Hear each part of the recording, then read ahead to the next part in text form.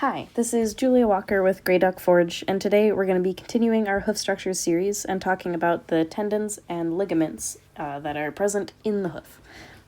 Keeping it down to that bottom edge of the hoof for now, so we can jump right into it. Tendons in general, what you need to know about tendons as a farrier for a certified, or like going for, certification type stuff, is going to be that tendons typically connect muscle to bone. They are used to move the bones around, especially in the leg.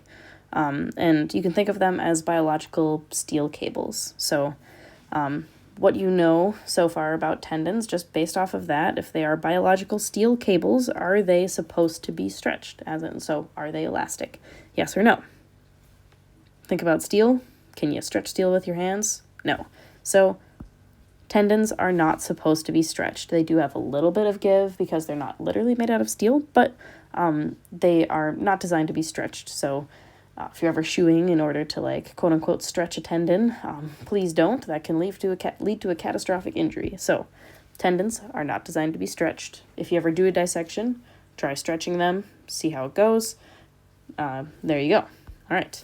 The tendons of the hoof, there are two main ones to note. One in the front that extends, extension is this way, and one in the back that flexes, and flexion is that way, like you're doing a bicep curl, like a bodybuilder or something. So on the extension side, you've got your main extensor tendon,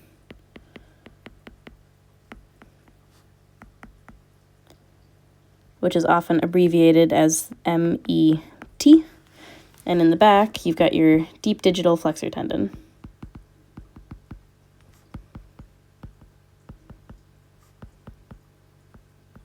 Frequently abbreviated as a DDFT.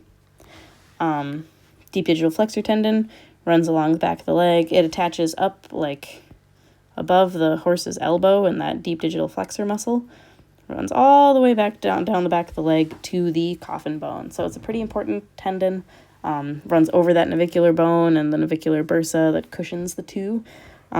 It's involved, it's in close contact with several other structures, higher up the leg. So it's an important tendon, and it connects down to the semilunar crest of the coffin bone.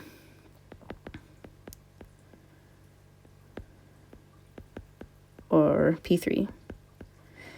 And the main extensor tendon, that MET, is also coming down from pretty far up there, and that's attaching up here to the extensor process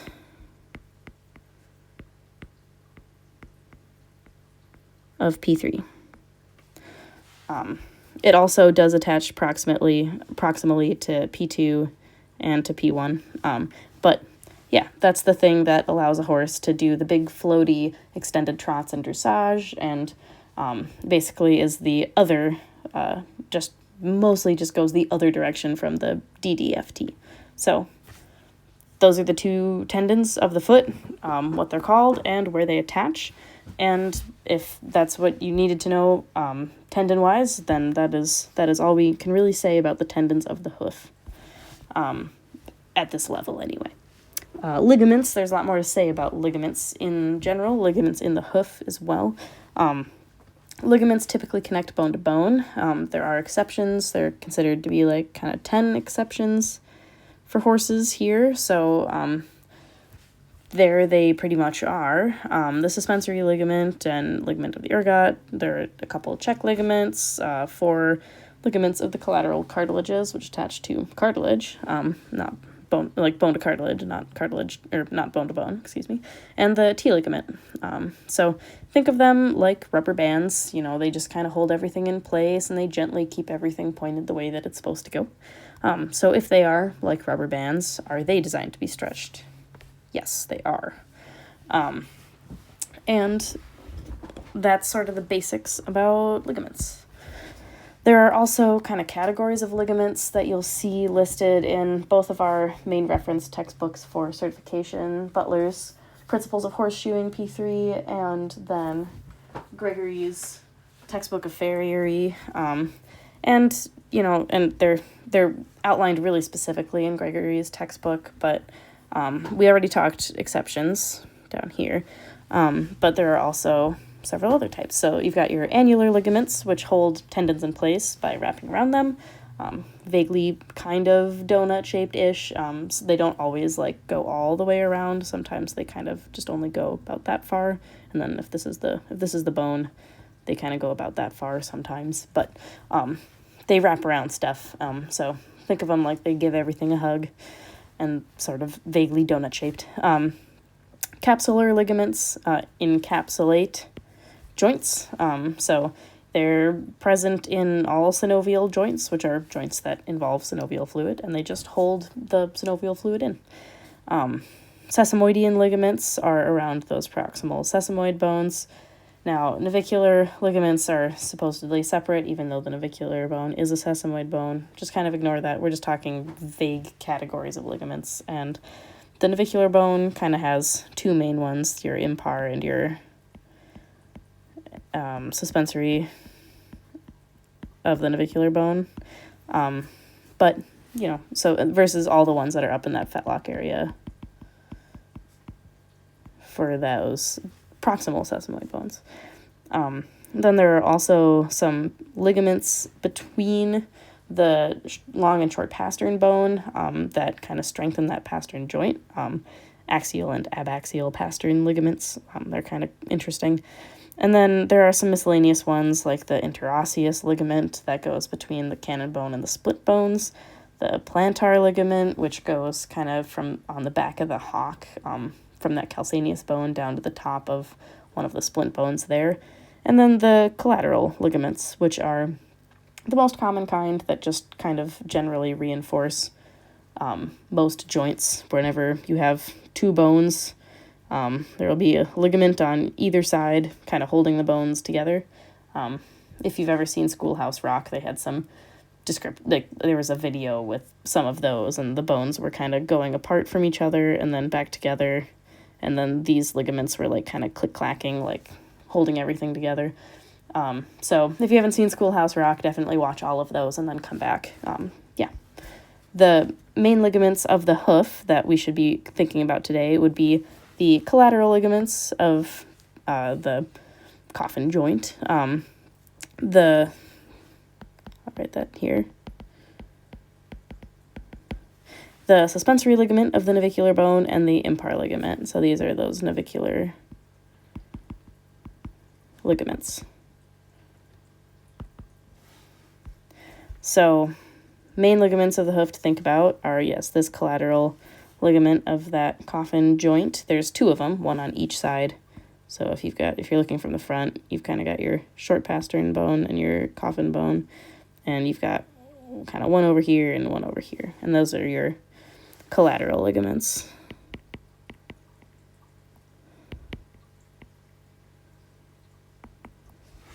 And then in here, this guy, it kind of fills in this way, and that's the impar ligament. When I think of the impar ligament, I think of how little it is, and imps are also little, so it's a small ligament, whereas this collateral one is actually like kind of big and chunky. And then this one here in blue is called the suspensory ligament of the navicular bone.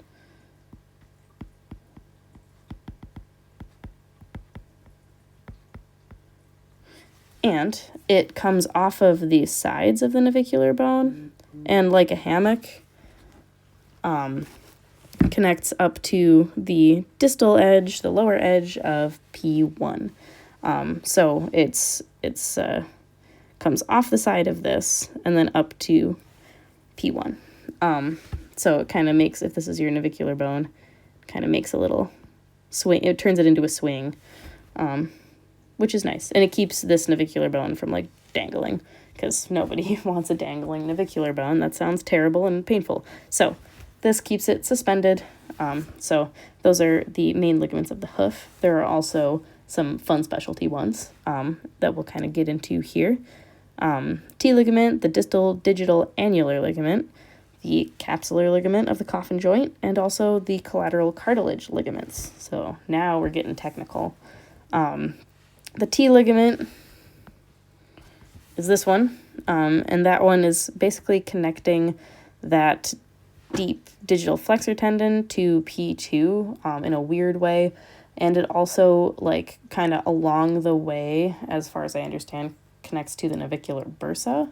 And I also, in my Googling, found that it is technically also no longer considered a ligament, but is instead a different word that I had never seen before. So just kind of an interesting, weird little doodad that's back in that navicular region, but just is another anchor point for that deep digital flexor tendon. Also, that distal digital annular ligament is an annular ligament that wraps around that coffin joint. So it's distal because it's all the way down towards the ground. It's digital because it has to do with the horse's finger, which we know is from the fetlock down, and it's an annular ligament, so it wraps around a joint usually. So this one wraps around that kind of coffin joint, keeps everything held together nicely. And then we've got the ligaments of the collateral cartilages. Now, it is really nice. Like, this looks like a lot. I know, it feels like a lot now that I'm looking at it through your eyes a little bit, but I swear it's not. The great thing about these is that they are in alphabetical order from top to bottom. So if you ever needed to label a diagram, say, of all of the ligaments of the collateral cartilages, then you would probably just start at the top and figure out if M goes before R, which it does, and then work in alphabetical order. So this one is your chondrocumpital. This one is your chondrocoronal. Here you've got your chondrotendinous. As you can see, it attaches to this tendon here, and coronal up kind of by that coronary band. And then here you've got your chondroungular. Think the word under, because it's on the bottom. So, there, see? Easy. You literally can't forget it. It's just in alphabetical order. How much easier could it be? All right. So that's it. To summarize, the two main tendons in the hoof are your main extensor tendon and your deep digital flexor tendon. Tendons connect what to bone? Muscle.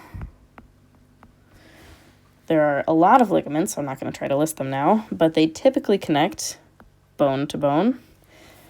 And the ligaments involving the navicular bone are going to be your impar ligament, the little guy,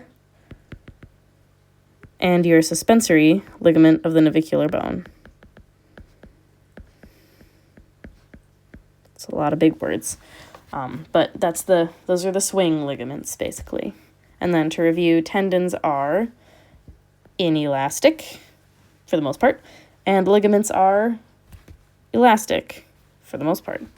And that's sort of the main thing. So thank you for coming with on this quick little journey through tendons and ligaments of the hoof.